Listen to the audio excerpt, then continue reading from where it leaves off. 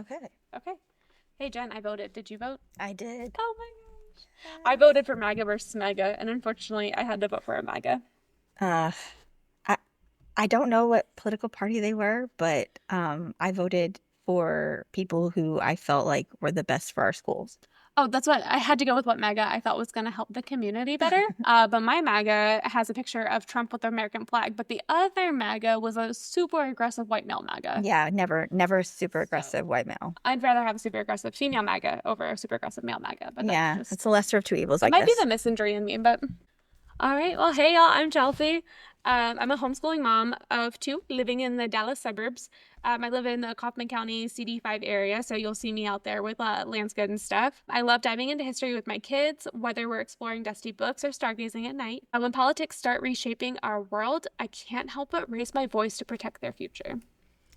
I'm Jen. I am a busy mom with 3 teenagers, and I love strong coffee, and they keep my coffee strong and my patience stronger. I started paying attention to policy when it hit close to home, from school book bans to healthcare crises. I've learned that my silence is just not an option. Dear America, wake the hell up.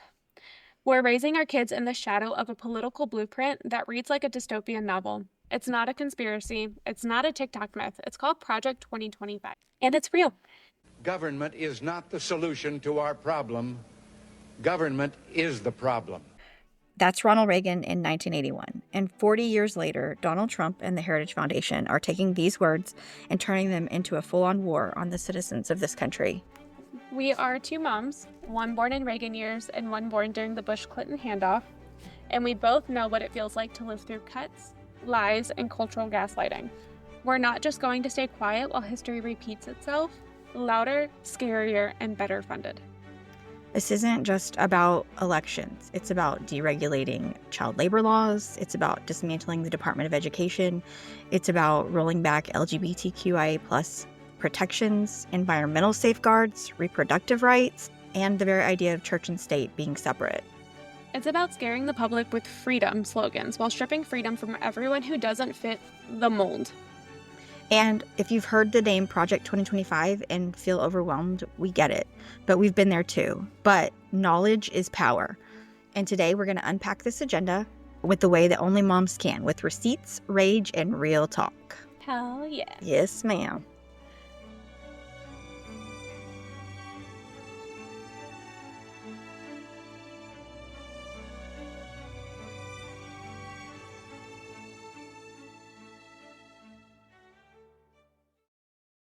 So what is Project 2025?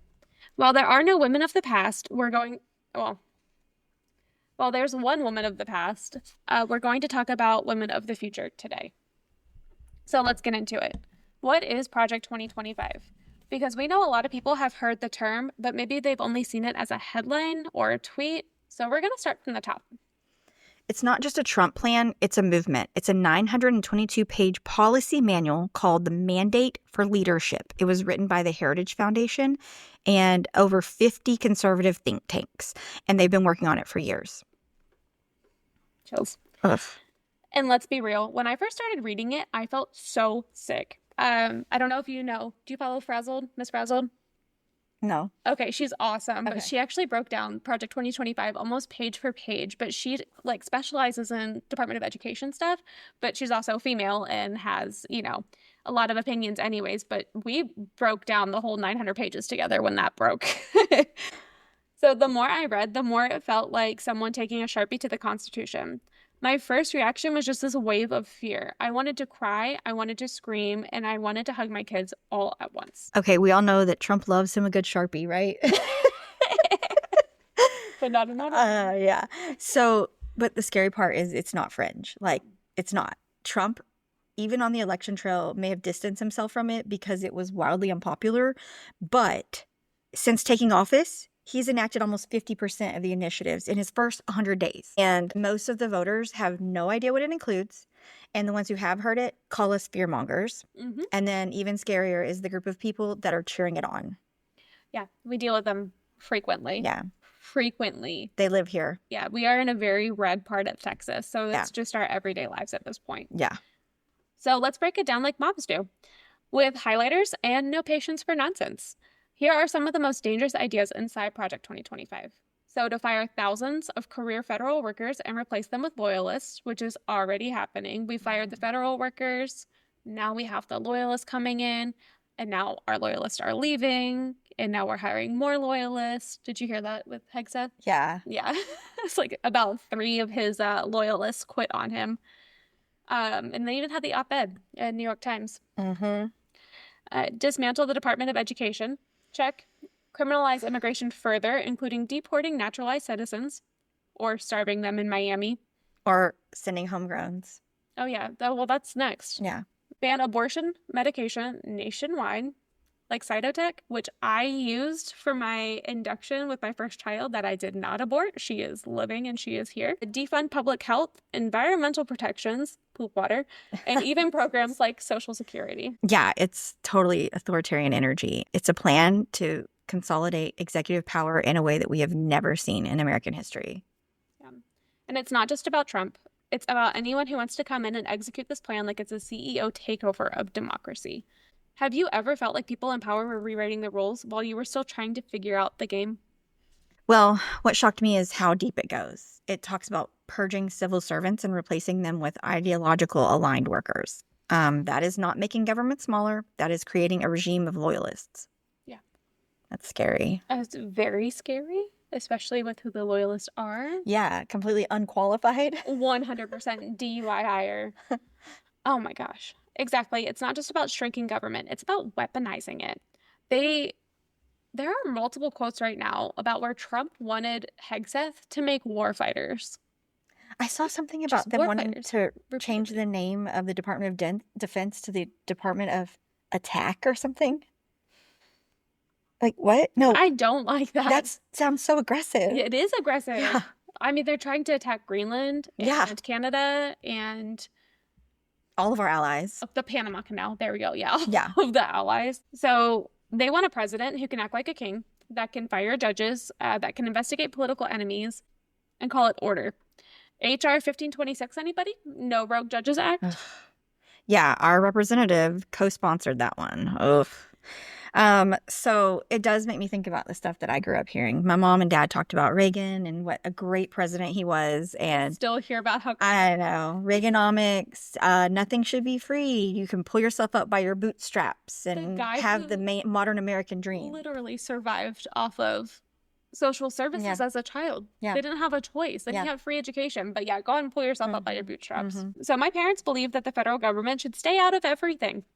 But now we see how that mindset leads here today to a plan that destroys the very systems families like ours rely on. And then they call them welfare queens when they need help. So for everyone who's listening, this is not a conspiracy. It's written out. It's public. It's available. You can Google Project 2025 Mandate for Leadership and read it for yourself. But while you're at it, please also Google the Project 2025 tracker that tracks executive orders that align with Project 2025 initiatives. Yeah, but warning, it will absolutely ruin your day. And then hopefully it'll light a fire under your feet like it did ours. What part of Project 2025 would affect your family most directly? Healthcare, education, immigration? For sure, education, because I have a college student, soon to be high school student, and a soon to be middle school student. And so any cuts to public education or any kind of restrictions on college age students and their ability to get financial aid, among other things, it's terrifying stuff. I don't know what we're going to do. And all the times in the past when they had to federal mandate things, it's because the states weren't doing their job. Yeah. And the government had to step in because they weren't protecting the marginalized people. Jasmine Crockett that just said that too. Did she? Somebody did. I mean, that's why. Who it was. That's what I was. It was our Julie Johnson town hall. Oh, it was. Yeah, we just went to a town hall, and the reason why we need the federal programs is to have oversight, because when the states are in charge, they do a pretty terrible job. Oh, horrible. Yeah. I mean, I study so much stuff on the civil rights movements in the South, and every law that they passed after they declared that black women and men can vote was literally to keep them from it. Voter and then suppression. once they were able to vote, they're like the whole the criminalizing? Yeah, criminalizing. Yeah. Okay. So convicted felons were only not allowed to vote after they were able to arrest a lot of Black men in the South so that way they couldn't vote. Like, it was literally a voter suppression tactic. And they brought drugs in and criminalized drugs just to keep Black men from voting. It's insane. It's horrible. But yeah, let's give the power back to the states that Yeah. 100% support that. So if a document existed that promised to strip away your rights, would you read it? Because this one does. Yeah. Before we jump into the Reagan-Trump continuum, let's step back and honor the women who shaped a young Ronald Reagan. He wasn't born in a mansion. He came into the world on February 6, 1911 in Tampico, Illinois, to John and Nellie Reagan. I didn't even know that we had the same birthday. Me and February Ronald 6th? Reagan, yeah. For some reason, I thought yours was on the 4th. I knew it was in February. Yeah, but it was no. on the 4th. Yeah, that's crazy. I just learned that. So Johnny Reagan was a gruff boots and saddles type, nailed his own boots each morning, lecturing Ronnie about chasing headlines instead of finishing his chores. But his wife Nell was a powerhouse. She organized bake sales to stock the school library. She led the PTA and never missed a town meeting or on education funding. She actually sounds like my kind of lady. She is awesome. Like, Thanks. I was listening to the history of Ronald Reagan a couple months ago, and I was like, she is amazing. Yeah, What I would be friends happened? with her. I would totally be, baking, like serving on the PTA with her, baking cookies with her, hanging out with her. It's like the whole nurture versus nature thing is kind of crazy when you think I about, like, know. that mom raised Ronald Reagan. Like, Yeah, it's wild. come on. So Nellie believed every child deserved a shot. She taught Ronnie to deliver newspapers before dawn, then returned to lead morning prayers at the local school. She wrote letters to the superintendent to save music programs and rallied neighbors to volunteer in underfunded classrooms. Her activism wasn't just Sunday best. It was strategy, hustle, and heart. And, young Ronald idolized his mom. He saw firsthand that effective leadership meant showing up for your community and that words on paper could change real lives. But when Jane Wyman became his first wife in 1940, he learned how ambition could erode trust. Jane really struggled with the scrutiny of press and raising 2 children while supporting his Hollywood dreams. So when they divorced in 1949, it taught Reagan that public image and private reality often collide and not in your favor. Yeah, and I don't remember if I put it in here, but they lost their second child. Oh. Yeah, he died pretty young, and so that really damaged their relationship Oh, too. for Like, it sure. was Losing really a rough. child is hard. Most marriages don't survive that. No. Mm. And it was after he was born. I think he was full term, and he died as a baby a couple months later. Yeah, she did not have the support that she needed either. And if anybody wants to continue listening, as a quick plug in here, Redacted History has a 4-part series on Ronald Reagan, and it is very good. After his first divorce, then came Nancy Davis in 1952. Nancy wasn't content to stand silently beside her husband. She dove into California politics, spearheaded literacy drives, and urged him to fund local schools. Her Just Say No campaign in the 1980s might be remembered as a catchy slogan, but behind the scenes, she quietly lobbied for AIDS research funding, mental health programs, and Alzheimer's awareness when her husband was diagnosed. Nancy's influence softened Reagan's hardline stance on small government, reminding him that a hands-off rhetoric should not abandon children or cast out the vulnerable. She balanced his cowboy optimism with pragmatic compassion, quietly preserving key programs, even as the administration's mantra was to deregulate. And let's not give him any credit at this point because he was the reason that there is an extraordinary amount of homeless people in California. And after he became president, it unhomed millions more Americans. A lot of what he deregulated contributes directly to that. When Reagan quipped, "Government is not the solution to our problem. Government is the problem," you should hear Nellie's bake sale bell and Nancy's hospital visits echoing in the background. Those 2 rebel moms taught him that government isn't an enemy. It's a tool we either wield for everybody's good or let slip into tyranny. Which rebel mom in your life taught you the power of community action, and how does their influence echo in your own activism today? So I had to, sit with this question a bit, and it's kind of sad, but I didn't have any activism. I'm my own first generation of activists that I'm trying to raise an activist child, but I didn't see activism in my community. No, everyone went with the status quo, and everyone was just happy with the way things were, and I always felt different. I never felt like that resonated with me, and I was kind of an outcast in my small town. So you took Love Thy Neighbor very seriously? I did. I was in Sunday school listening to those lessons and took it to heart. And so really my activism ramped up whenever I became a mom, because I'm speaking for other voices besides my own. It's a lot of I lived with several gay men in college. And so, Awesome. I just always wanted to be a voice for minorities and people who didn't have one. My grandmother actually was pretty big into activism. She lived in a rural town right outside of Birmingham, and she was a powerhouse through it. My grandfather, her father-in-law, was a preacher in Morris, Alabama. And he was a really big figure in the community. He crossed race lines and he went and preached at Black churches, and he very much loved everybody. Like, he took Jesus's teachings to heart. And when they desegregated the elementary schools in her area, 20 years past when they were supposed to desegregate it, she marched my aunt across picket lines. And then there are other people in the community that were like, yeah, let's do it. But they were afraid to cross the picket lines because of the people at church. Mm-hmm. And he said, I know their heart and I know who's out there on those picket lines. You take that baby to school. And she took that baby to school, and she took a lot of other babies to school. She was also very active in the women's liberation movements. And my aunt was raised in that. She was the one that was going to these. And so she grew up with the same mentality. And it's like, those are my two activist role models. So I've been very lucky for that. If I didn't have them, I was definitely raised in like conservative Christian mentality, but the hate that came from that after going to Sunday school, I couldn't get behind that. I didn't want that in my heart. I remember my grandfather on my paternal side saying a lot of nasty things about people of color, and I knew it wasn't good. The minute that he left that company, my dad hired every Black person and woman that he could. He was like, I'll stick it to him. Everybody that is, capable of doing their job and qualified deserves a place here. Yeah. But let's go ahead and shift from mid-20th century to today's White House and spotlight Melania Trump, arguably the most private first lady in modern times. And as somebody that's left-leaning, this is something that hurts my heart to just admit that anything is ever good sometimes. But we need to give everybody that credit when credit's due. Yes, I agree. So in her memoir, The Art of Her Deal, Melania opened up about her belief in the promise of America, the land of freedom, opportunity, and respect. Yet stepping into 1600 Pennsylvania Avenue, she quickly learned that respect is very hard to give and harder to earn.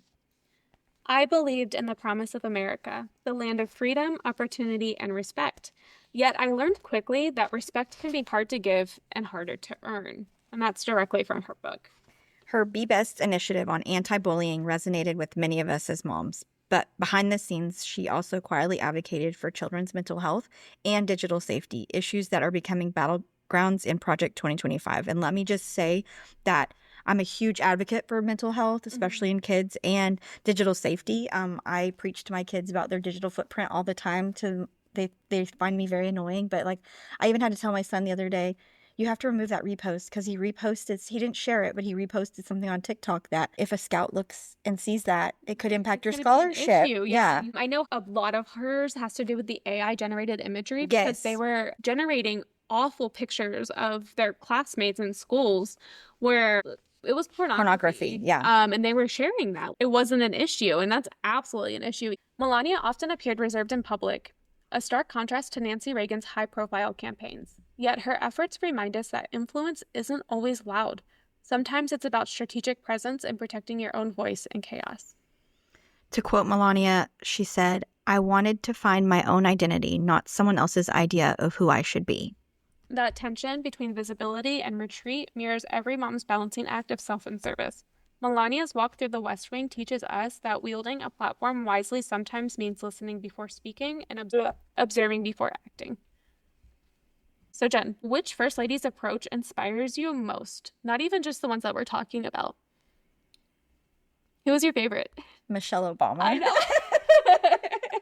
I mean, come on. It's a no-brainer. I mean, okay. So I actually, in my garden, I have okra planted in honor of her because she was the first lady to plant okra in the White House garden. That's so cool. And my aunt actually took me there, and I was like, what's the big deal? Like, she just planted something in the garden, but now I'm like, oh, that was a pretty big deal. Yes. And I planted the okra fully in honor of Michelle Obama. Yeah. I was like, I'm doing it. I love that. I mean, I do love my fried okra and pickled okra. Don't get me wrong. But it was for Michelle. yes, it was symbolic. Yes. I love it. So we're going to actually jump a little further into the future now, because Project 2025 is not just some far-right fever dream that was cooked up overnight. It's the spiritual sequel to something older, something our parents might have even cheered for. Yeah, my parents didn't call it Project 2025 or America First. They called it Reaganomics. And that's deregulation, trickle down, morning in America, but only if you're already winning. So small government became the religion. You cut taxes, kill regulations, and just leave everything to the market. But when you're a mom, you know that markets don't care about kids. Not exactly. Freedom isn't having to pay out of pocket for your kid's insulin. Freedom isn't a daycare center closing because of zoning loopholes. Freedom isn't trying to make sure you get your medicine from China because of tariffs and they refuse to start shipping things out. That's not freedom. That's abandonment. In the 80s, Reagan also slashed mental health funding so severely that thousands of psychiatric hospitals closed. And then instead of building alternatives, we saw a rise in homelessness and incarceration. Which is awful. It's just building a prison system that's imprisonment without rehabilitation. Yeah. And the Department of Education, Reagan literally campaigned on getting rid of it. That same agenda lives on in Project 2025. They want to kill it completely and hand over education to private interests. What we heard at the Julie Johnson town hall was that they're actually wanting to pull the Civil Rights Management Office from the Department of Education and put it under the Department of Justice. And that is insane. That is absolutely. Especially with who our Department of Justice is currently. So what's something the Reagan years dismantled that we're still feeling today? Environmental protections and union rights, worker safety laws. Project 2025 copy and pastes all of those goals, but with more bite. Let's talk about the propaganda. Welfare queens, lazy poor, moral decay. These weren't policy critiques. They were racism and misogyny with a PR team. Exactly. It was all dog whistles and cultural panic. And now Project 2025 just says it out loud.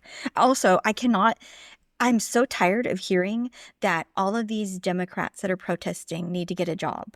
I'm also tired of hearing that we're paid by George Soros, yes, because I can assure you I'm getting no money. I wish that I was. George Soros, if you're listening and you want to give us money, we will gladly take your money. Yeah.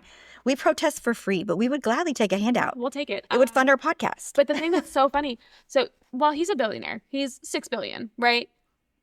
What is any different? Like, millions of people are protesting. How is he paying millions of people protesting with $6 billion? Yeah. Especially when, the guy that was worth $400 billion only paid $240 million to buy the presidency. Exactly. Yeah. What was the moment, though, when you realized that small government was hurting more than helping? Oh, when I had my daughter, suddenly I saw how fragile the system is. One bad law, one missing benefit, and your whole life tilts. Deregulation doesn't feel abstract anymore. It feels like a threat, especially when the deregulation means that women are being arrested and you have people advocating for the death sentence for mothers that miscarry or seek an abortion. It's so scary. Your life can depend on that abortion. Yeah. I don't understand. There are women bleeding out and with sepsis that need abortions to be able to live. Nope. Exactly. And for me, whenever my husband went to a contract job, we lost his employer healthcare benefits. And so luckily, we were able to get Obamacare through the Affordable Care Act. And it just, reminded me that a safety net in place, but they want to do away with the ACA also. Yeah, but they can't figure out how to do it. I know. I don't think they have the vote still. They have the concept of a plan. And for what? So billionaires can pay less taxes. So families like mine have to crowdfund cancer care. Also, we're talking shit about billionaires, but you've got Taylor Swift on here. I know. But she's barely a billionaire. Barely a billionaire. And she donates a lot. And she donates a lot. Yeah. A lot of it anonymously, too, that she doesn't tell us about. Exactly. And I think her PR team, somebody on her PR team said that without it officially being PR. They're like, she donates a lot of money, but and she takes care of her employees. Yeah. Unlike Oprah sitting over there in Maui, refusing to open a private road from a city that was burning to higher ground. Oprah refusing to open a private road. I can also one-up you, Joel Osteen, whenever we had Hurricane Harvey, and he refused to open his church to let people in. I know. I don't want people sleeping in my church. That is what your church is for, sir. It is for the people. Excuse me. But yeah, so anyone who's still romanticizing Reagan, y'all need to wake up because he built the runway that Project 2025 is currently trying to land on. Oh, and let's not forget, there are still people that are cheering that on. Yeah. And we're not here to watch the crash. We're here to call it out and stop it. When did small government stop sounding like freedom and start sounding like a warning? Roe v. Wade was probably the biggest wake-up call for me. No, I agree. It was scary. They kept telling us that it wasn't going to happen. Yeah. Gaslit the heck out of us. That's what I cannot stand, the gaslighting. Me neither. So let's talk about one of the biggest Reagan-era buzzwords that's still echoing in 2025. Deregulation. You hear it and think, okay, fewer rules. Sounds efficient, right? But fewer rules for who? Because it turns out it's almost never moms who benefit when the government steps back. No, it's usually people who are being investigated. Oh, yeah.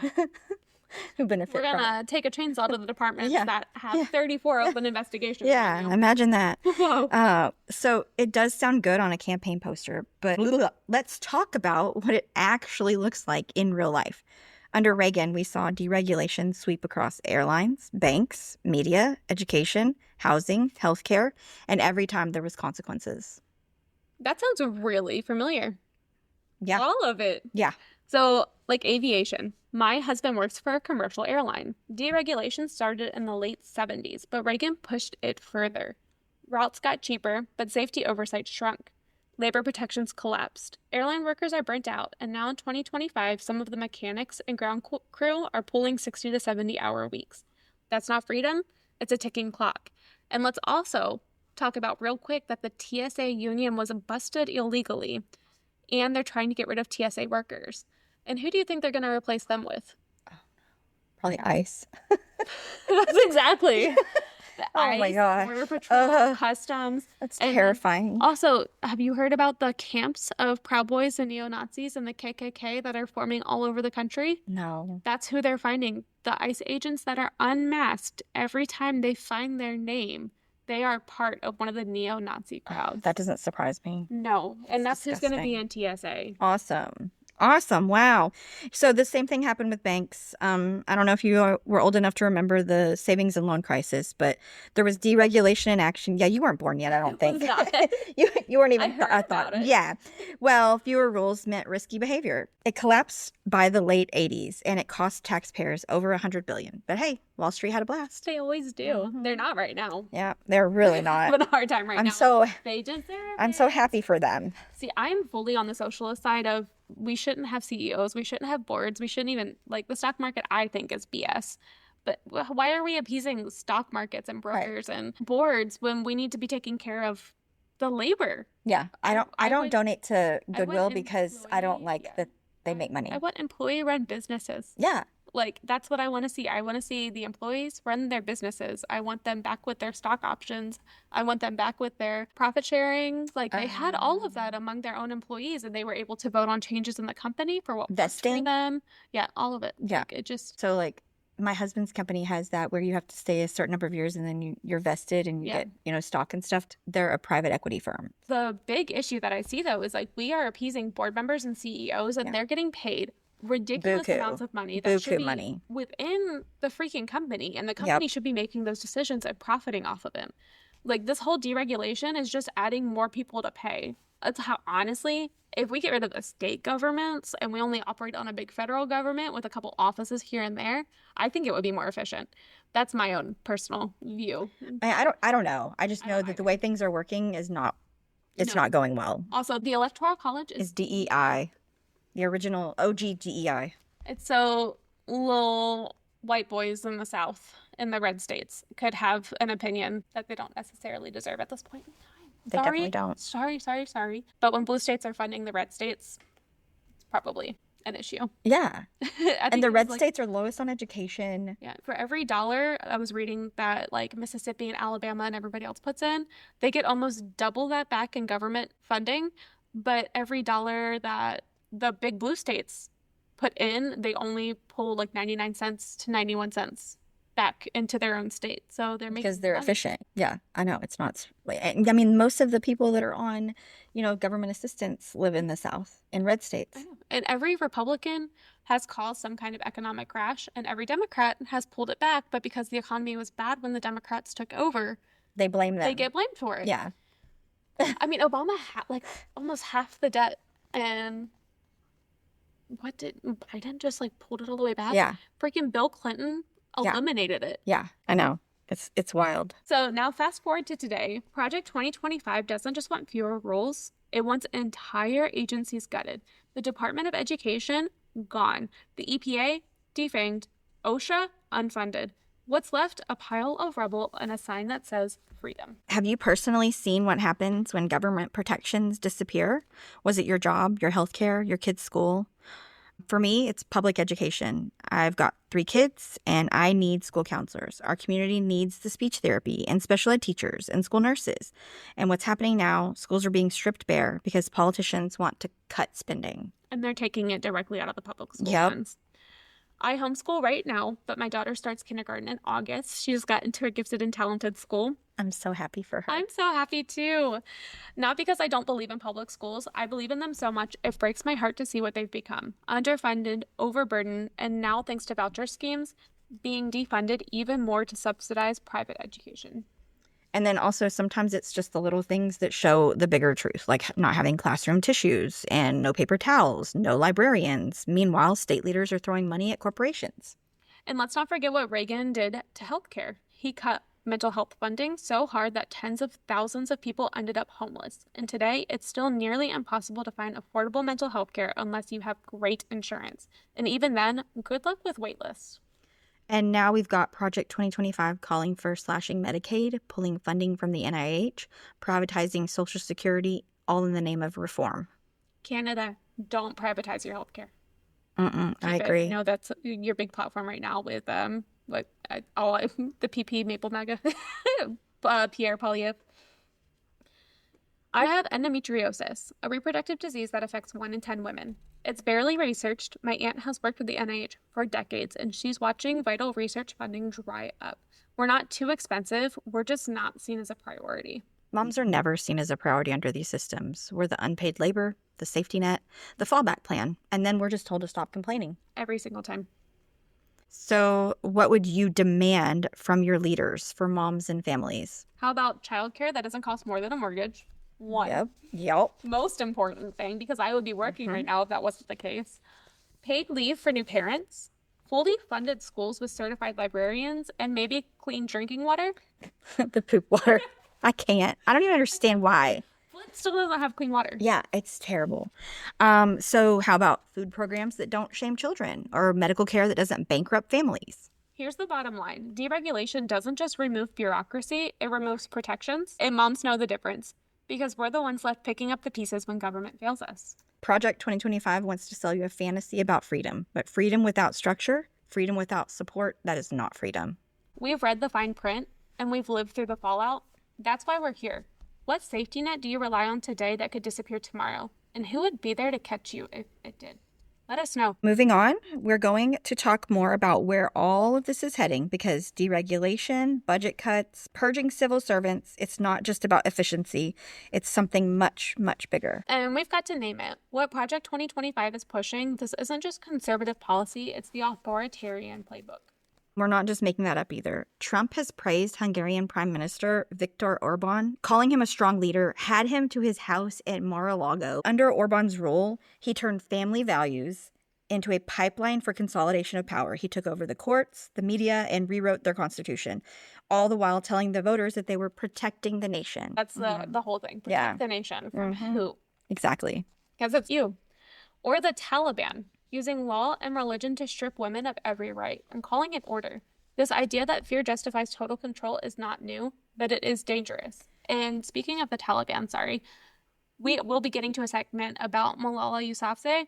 She's my daughter's favorite activist, but she has an incredible story directly related to the Taliban, and there are so many parallels to what's happening in today's society for what they took over. It's scary to me when I look back at photos from Iran from the 70s, and women were able to be, their faces uncovered. They were able to serve positions in government. Their legs were showing. They showed a leg. I know, knee-length skirts. I mean, it gives me goosebumps when I see pictures how far they have rolled back those protections and for there were women. still women at that time that weren't educated, that didn't know how to read and didn't know how to do a lot of that, but their parents could teach them. They still went to school, but it's insane. So it's just frustrating. For us in the United States, what is it going to look like for us? Project 2025 is laying the groundwork to revoke protections for LGBTQIA people, expand ICE authority, and use obscure legal clauses to deport naturalized citizens. Let that sink in. That, like, they're kidnapping people and putting them in places where they're stashed away to never be brought back. They're reversing their visas without them knowing, and then they're just taking them off the street. And college visas, people who are here for college.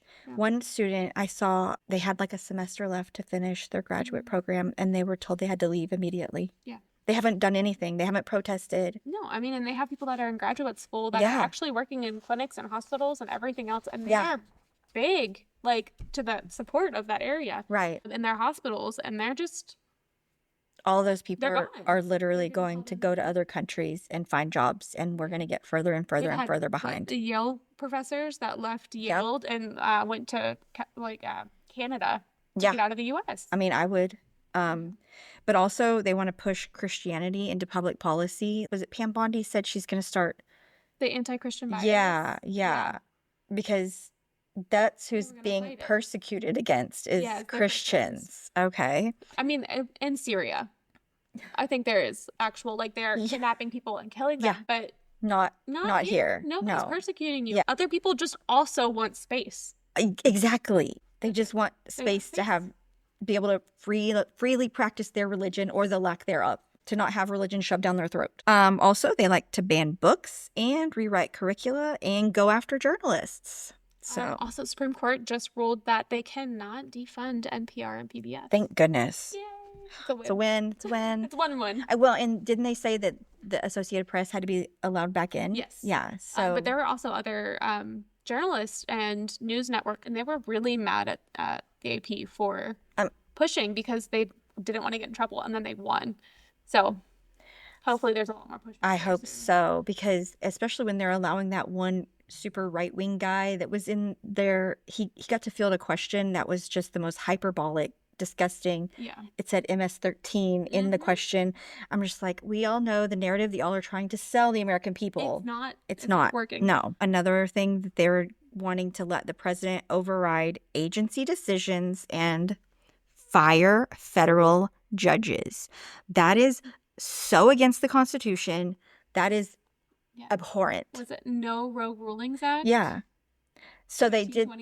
They said that they can't make injunctions that would affect the entire country. Nation, on the federal basis, even though it's supposed to do that before it gets to the Supreme Court. That's the whole way it works. Is it goes to the lower courts and then it goes appeals to the next court until it gets to the Supreme Court. That's just the way it works. So I don't know how these politicians just say, "Oh, it's ignorable because it's not enforceable." Yeah, that's insane, because that means they're just putting everything onto the Supreme Court, and they don't even have that much time because they don't meet that much. So one of Gandhi's most famous and pointed lines about Christianity is, "I like your Christ. I do not like your Christians. Your Christians are so unlike your Christ because of how awful they've been." So with the anti-Christian bias, like, that's a really rough thing to see, because it's not inclusive and it's not the love that Jesus had wanted. So we are not degrading Christianity by any means. No. We are degrading the Christian nationalist. And the way that people use Christianity to further politics. Yeah. Like, it's not supposed to be like that. That's directly against the Bible teachings. So, and they're calling this restoring American greatness. Like, we're all supposed to just ignore the giant red flags waving in our faces. When's the last time you heard someone say, protect the children, and it had nothing to do with actual child safety? When they use kids to justify cruelty, like banning drag shows but not banning assault rifles, pulling LGBTQIA plus books from shelves while ignoring rising hate crimes. While justifying killing almost 20,000 Palestinian children because there was an attack on Israel and kids died. Neither of them should have happened because it's colonization. Exactly. No, no, just because we think what's happening is not okay does not mean I'm pro-Hamas. Yeah, no. Like, no, I'm not okay with I'm not bombing okay with children in tents. any of the war, and I I'm think not Israel okay. needs to leave Palestine alone. Yeah, I'm not okay with any babies dying because of a war that they didn't choose to We're not fight. bombing safe zones and Yeah. hospitals On and Easter, schools. yeah, it's horrible. You know who's being erased? Trans kids, queer kids, immigrant kids, kids' classmates who are already hearing from grown adults that they don't belong. What are your kids learning about who is welcome in America? Are they seeing compassion or control? I am not seeing a lot of compassion from a lot of classmates of my daughter, which is not surprising. There was a young girl who was bothering my daughter, and one of her friends said, "You should call ICE on her." Literally.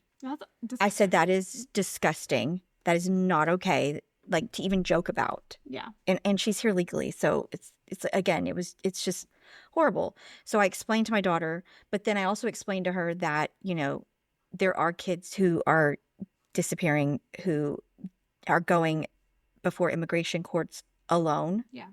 I saw a thing on the way here. Yes. Having to do, so there's little kids from 4 to 7 that are having to go to immigration court alone because Trump rolled back protections that allowed them to have an attorney to represent them. They're like playing with toys, talking to a judge about things that they don't even understand. I mean, I am seeing a lot of prejudice going around. And I mean, they're also arresting children on the street without parents around, which is extremely scary. That's how they lost so many kids the last time around. And then they think they got trafficked. Yeah, I think they did. My daughter is 5, and she hears everything. Even when I think I'm whispering about the news, she's starting to ask why some people are scared of other people who look different. And while we do regularly talk about that, it's still a really hard topic to cover. Especially because your kids are so young. Yes. And you want to keep her heart pure. Yeah.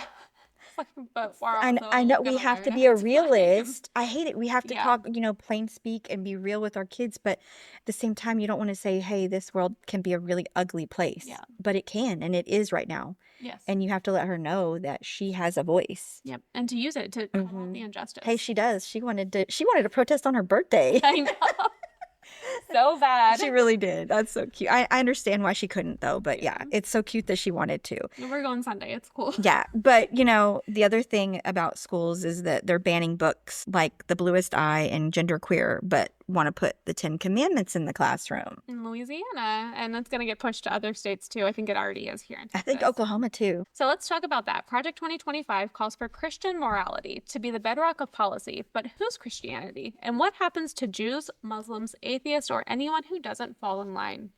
It's not faith, it's forced religion. And it's the opposite of religious freedom. And it's so frustrating because it's not even about belief. It's about control. Dress codes, pronouns, bathrooms, all this energy on micromanaging people and their genitals instead of solving real problems.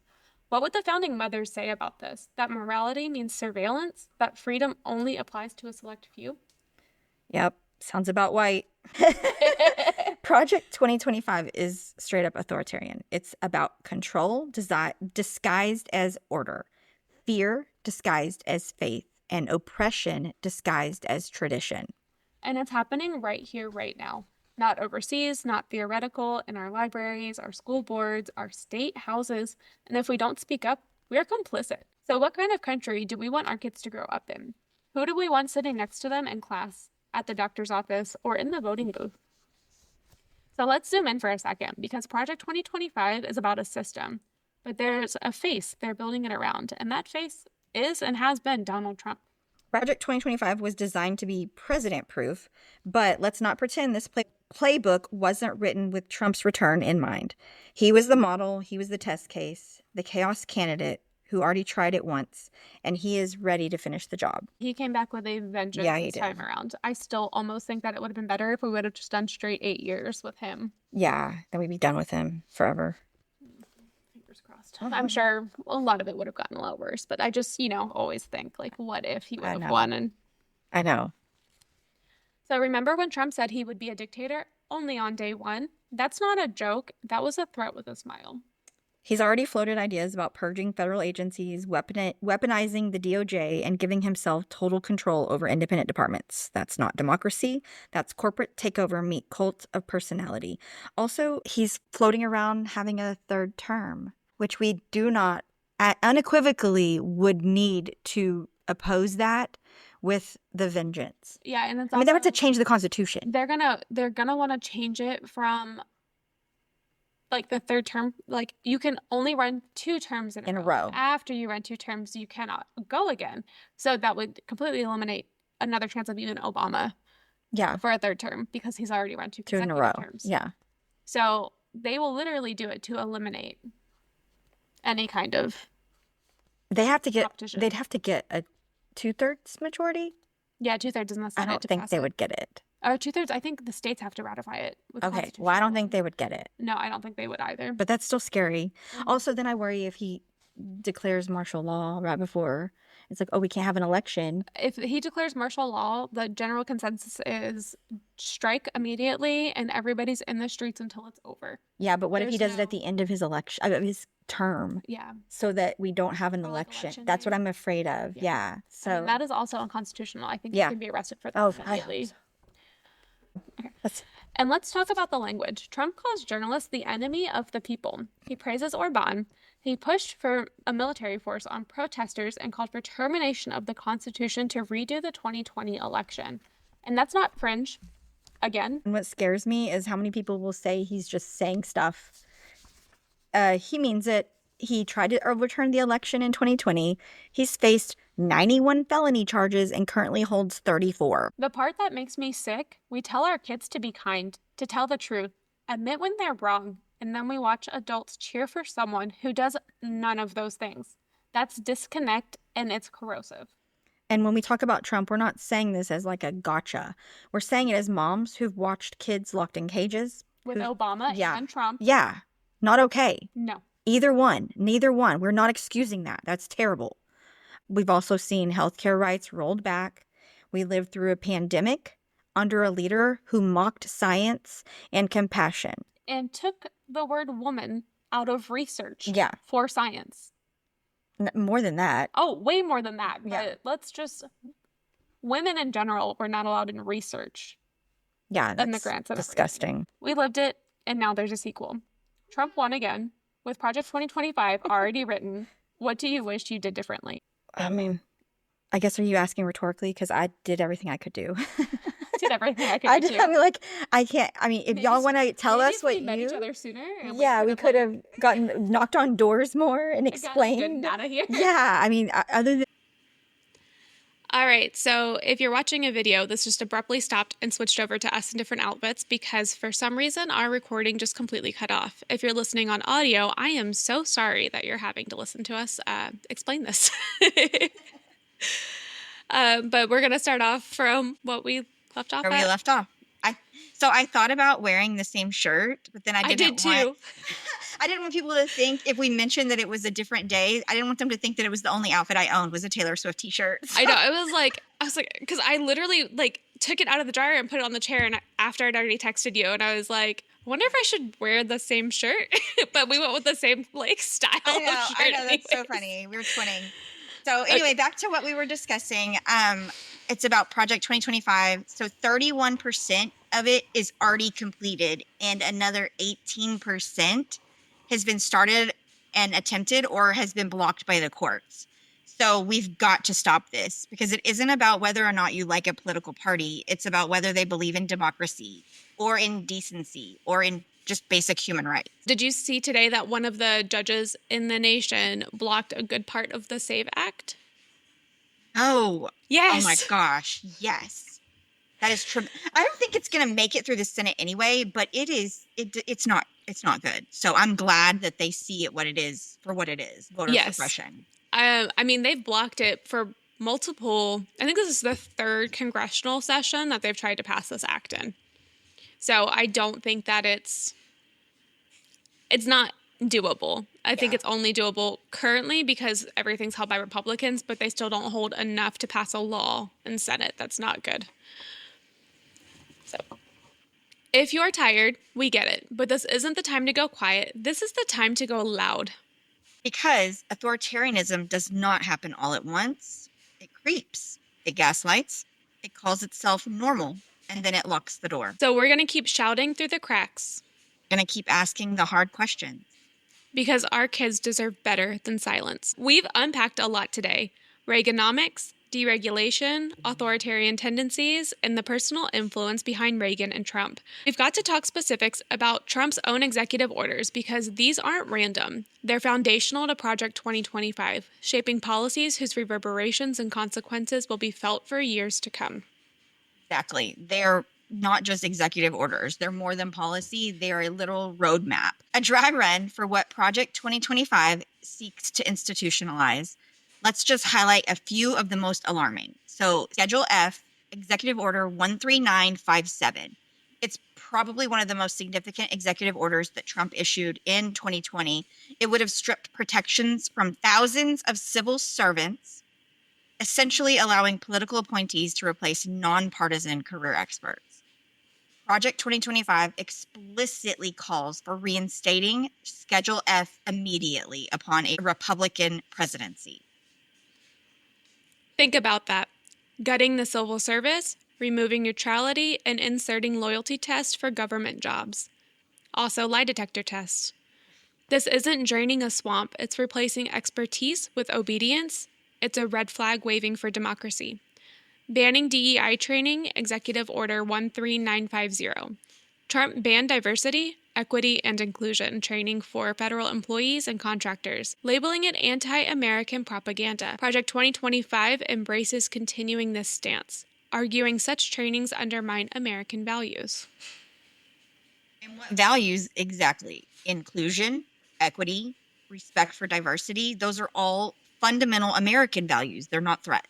No. Banning DEI is not just about training. It's about silencing an entire group of people and erasing their experiences. Another one is immigration restrictions. So these executive orders are 13769 and 13780. Those extensive executive actions are all surrounded around immigration. Travel bans that target Muslim majority countries, the very harsh restrictions on asylum. It's setting a stark precedent. Project 2025 wants all of these permanently codified and expanded even further. These orders aren't isolated. They're systematic. They build a framework of exclusion, fear, and xenophobia. Families separated, people stranded, human rights undermined, 4-year-old children deported, American citizen children deported with cancer and no medication to a place that does not have a doctor for them, all under the guise of national security. Exactly, Chelsey. And that brings us back to the authoritarian playbook that we talked about earlier. You create this threat, you amplify fear, promise safety through these restrictive actions, and then consolidate power into just a few hands. Another one of these detrimental EOs is the environmental deregulation. So Executive Order 13771, Trump's order requires agencies to eliminate 2 regulations to every new one that's proposed. Project 2025 not only agrees, but expands upon those rollbacks, favoring corporate interests over community health. Poop water. Poop water. Also, whatever is going on with the FDA and the national parks as well. Yeah, all of it. Because those are corporate lobbyists that have taken over those cabinet positions and had to chop down our trees. And drill. Our forests, yep. The deregulation isn't abstract. It's your kid's asthma, your town's drinking water, your neighborhood's safety. It's taking something public, our environment, and handing control to private entities who prioritize profit. Social media and speech, EO 13925. Trump's directive to examine Section 230 protections and regulate social media platforms foreshadowed Project 2025's intent to redefine free speech, especially in the digital sphere. This feels especially relevant as moms because we rely on digital spaces for our information, to organize, have a sense of community. If free speech online becomes politically regulated, it's going to be a lot harder for us to organize and advocate. We met through social media because we were trolling our representatives page. And we utilize these platforms to share information, to share truth, to dispel information that counteracts the lies that Trump's administration and his cronies are sharing. And if we were starting to be censored on those apps, that would be really scary and make it much more difficult for us to be effective. I mean, we're already being censored on those apps. If you put in Democrat versus Republican on Instagram, it shows you a wide range of propaganda material for both. But if you type in Democrats, it is purely negative and it's Republican slander towards the Democrats, or like we're the good old boys on the Republican side. It's insane. Yeah. And then also, if you're on TikTok, there's all these words that you can't say or you'll get censored. And so there's so many divisive hot button topics that you have to essentially create an entire new vocabulary to work around so you don't get your platforms shut down. I mean, me just talking about what Lance Gooden is supporting is getting me throttled on views on my segments. So have you ever felt the impact of digital misinformation or seen firsthand how social media affects community organizing? Oh, yes. Our U.S. Representative, Congressman Lance Gooden in CD5 in Texas, posts so much false narratives, outright lies, and misinformation that we started fact-checking everything he posts and sharing it online. We've been getting a lot of positive feedback for those because a lot of people have been blocked, so they don't even know what kind of junk he's posting. Yeah, and then if you do know and you're putting them out, I mean, we have people that we obviously have not reached yet in our congressional district. I mean, we're only at about like 200 or 300 people at this point that know who we are. And being able to post that, like we get a lot of good feedback from people who haven't seen our other posts and who we haven't communicated with. I think they're feeling more of a sense of community knowing we're out there. Yes, we're grassroots organizing through social media. So that would be really detrimental if we had that taken away. Also, just back to these executive orders, they're not just policy papers. They are testing the water. Project 2025 builds on each of the precedents, refining them into a far-reaching permanent agenda. Yes. These orders were designed not only to impact policy, but to test public reaction and tolerance for authoritarian policies. And if we're not vigilant, they won't just be executive orders, they'll be laws, enshrined and permanent. Which executive order feels most urgent to you personally? What would you say if you could speak directly to policymakers about it? Like, I advocate more for the SAVE Act and then also immigration policies. Both are super important to me. Yeah. So I'm gonna look real quick and see what he's passed recently, just so that I can have a sense. I don't even know what he's passed recently. I think he tried to pass another one, or he's going to pass one. I don't know. I've seen a lot of his Truth Social posts lately, and they're horrifying. He's unhinged. He is unhinged. Did you see where he's like reinstating Columbus Day? Yeah, I saw that one. Like the Italians are going to be really happy with me. So important. It's so important. Thank you. Thank you for that. But then he's going to sit there and, Jen, he wants to rename New Mexico New America. Oh gosh, Melanie Stansbury's not going to stand for that. Ain't no way. Ain't no way. The scream I scrumped. I know. When I saw that, I was like, who does he think he is? You can't just go around renaming states. No.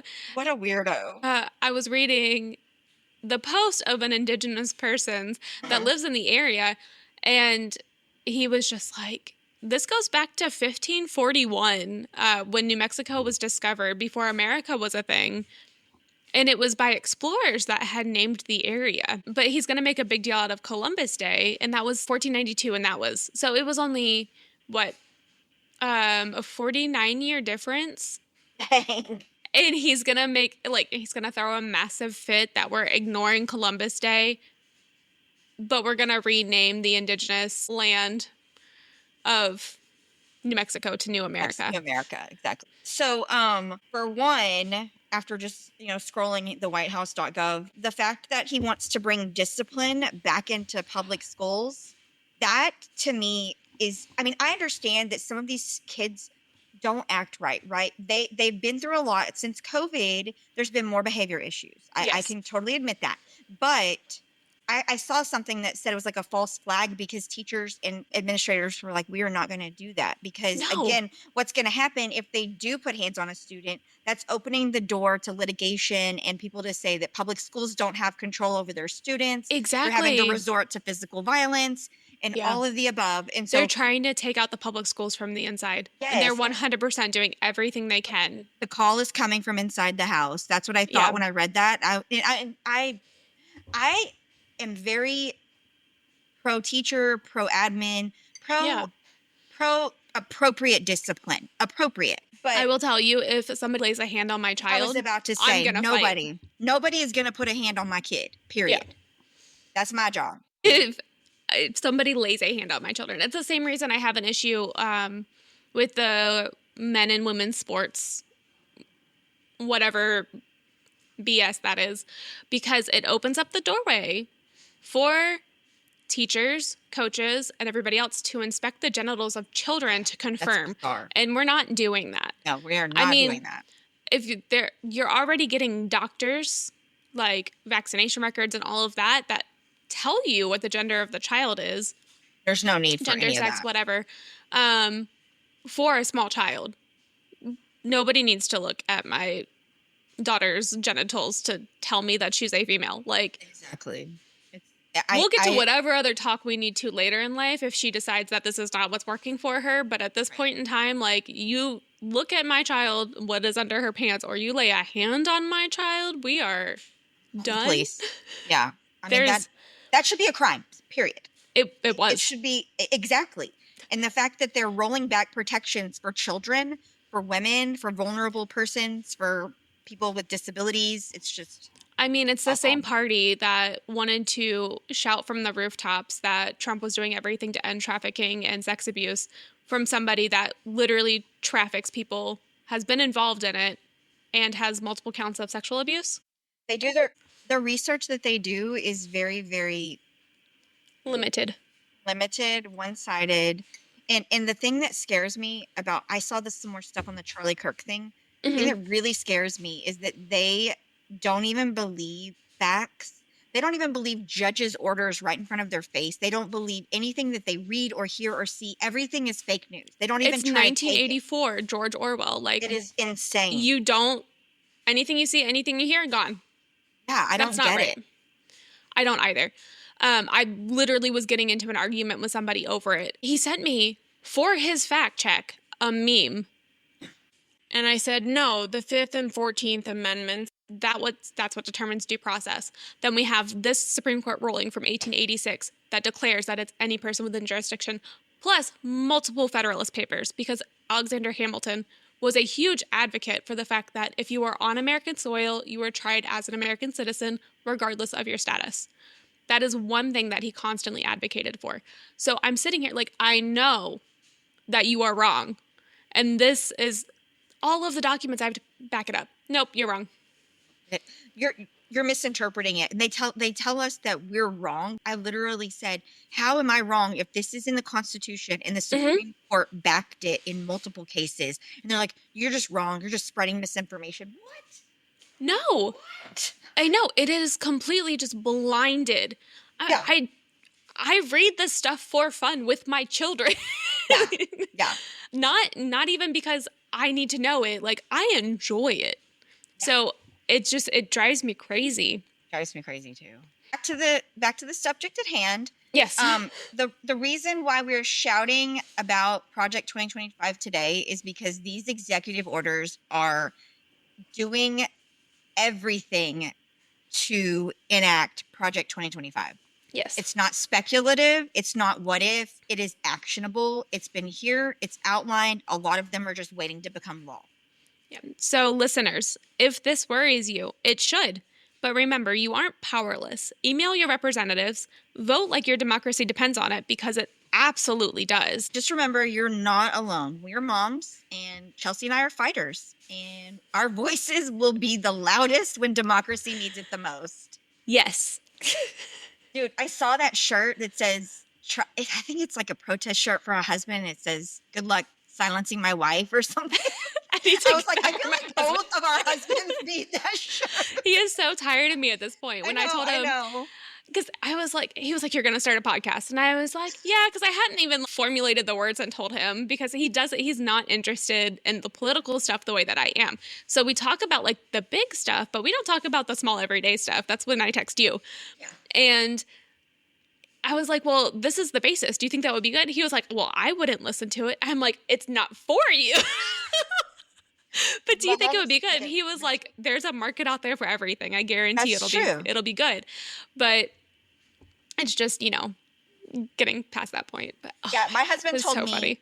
He didn't even necessarily, he said, I don't know if I want to listen to your podcast. Because I said, can you just give me feedback? And he said, I don't know. And I said, well, why? Like, what are you resistant to listening? And he said, I don't know. It just feels kind of weird, like peering into something I'm not supposed to. Or I was like, it's your life too. I was like, I don't really know what you mean by that. But I mean, we're literally just two moms talking politics. Like, that's what it is. And he was like, okay. We formulate it, but that's because that's what we know.